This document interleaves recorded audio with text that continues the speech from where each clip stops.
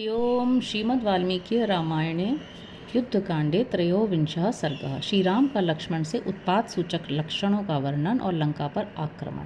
निमित्तानि निमित्तज्ञो दृष्ट्वा लक्ष्मण पूर्वजः सौमित्रिं संपरिष्वज्य इदं वचनमब्रवीत्। उत्पात सूचक लक्षणों के ज्ञाता तथा लक्ष्मण के बड़े भाई श्री राम ने बहुत से अपशकुन देखकर सुमित्रा कुमार लक्ष्मण को गले लगाया और इस प्रकार कहा। परिगृह्योदकं शीतं वनानि फलवन्ति च बलौघं संविभज्येमं व्यूह्य तिष्ठेम लक्ष्मण। लक्ष्मण, जहाँ शीतल जल की सुविधा हो और फलों से भरे हुए जंगल हों, उन स्थानों का आश्रय देकर हम अपने सैन्य समूह को कई भागों में बांट दें और इसे व्यूहबद्ध करके इसकी रक्षा के लिए सदा सावधान रहें।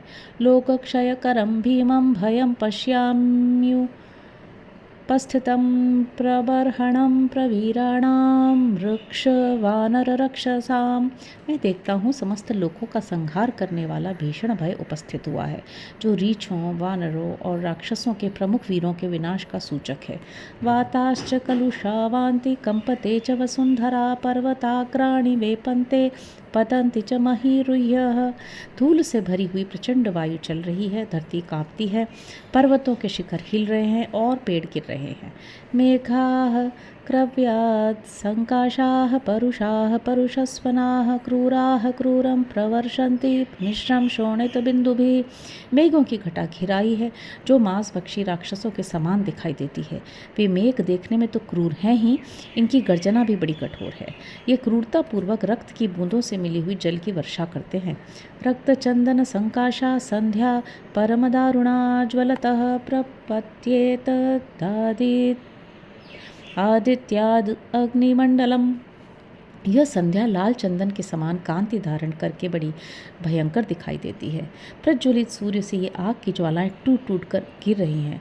दीनादीर स्वराः क्रूराः सर्वतो मृगपक्षिणः प्रत्यादित्यं विनर्दन्ति जनयन्तो महद्भयम्।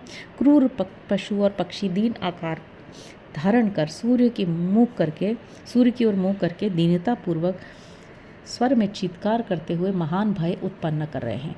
रजन्याम प्रकाशस्तु संतापयति चंद्रमाः कृष्ण रक्तांशु पर्यंतो लोकक्षय इवोदितः।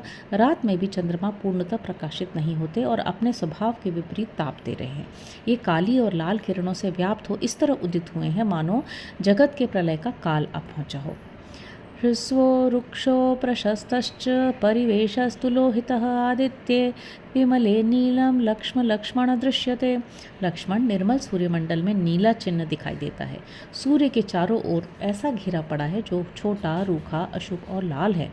रजसा महता चापि नक्षत्राणि हतानि च युगान्तमिव लोकानां पश्य शंसन्ति लक्ष्मण। सुमित्रा नंदन, देखो ये तारे बड़ी भारी धूल राशि से आच्छादित हो हतप्रभ हो गए हैं, अतएव जगत के भावी संहार की सूचना दे रहे हैं।